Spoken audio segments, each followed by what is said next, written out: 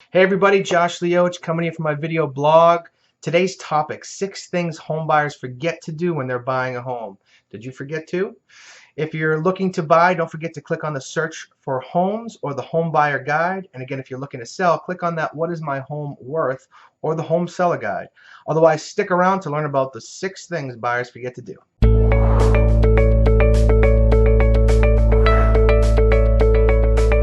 All right, welcome back. So here are the 6 things buyers forget to do. Number 1, factoring in other expenses during the buying process. So what does that mean?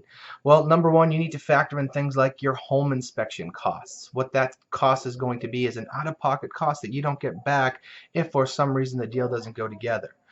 Also, other things you need to think about is the appraisal cost for getting the appraisal up front. That's a fee you pay before closing. Getting your homeowner's insurance binder for the whole first year, that's a fee that you pay up front and you don't have to bring to closing, but still it's money out of pocket. So make sure you speak with your agent to really understand all those additional expenses and money that you'll put out before you get to the closing table on top of your closing costs and any other additional fees you have to bring to the table. All right, number 2, considering the home's resale value. When you're buying, you have to think like a seller. Make sure you understand where the location is, and God forbid something happens to your job or you're in a situation where you're going to need to sell quickly, make sure your home is going to have good resale valuability. Number 3, rooting out any restrictions. Make sure you have your agent discuss with you, as well as your attorney, any restrictions on the deed, any easements on the property, any right-of-ways on the property, any deed restrictions, or things that you're not allowed to do in your subdivision. Make sure you have a good understanding of what those restrictions are and how that's going to limit your use of the land. All right, number 4, making sure that any work that was completed by the homeowner was done with a permit or to code at that time.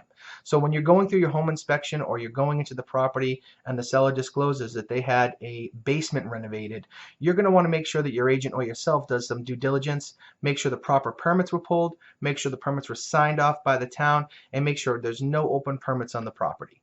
Things like that will greatly help you down the road when you go to pull another permit on the property. All right, number 5.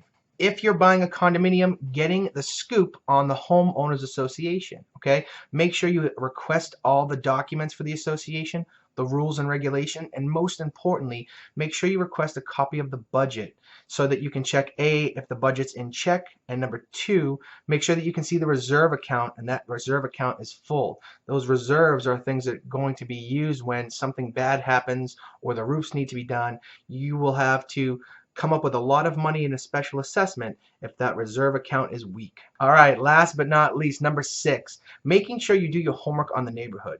So once you find that home that you think you love, make sure you drive by the home at different times of the day. Drive by at night, drive by right after school. Make sure at nighttime there isn't some crazy neighbor walking around with their robe on and walking the dog across the lawn and that's their normal route. Make sure you really get an understanding of what's going on in that neighborhood and that home is exactly what you're looking for neighborhood-wise. All right, those are the top 6 things that buyers forget to do in the buying process. Thank you guys for checking out the video blog.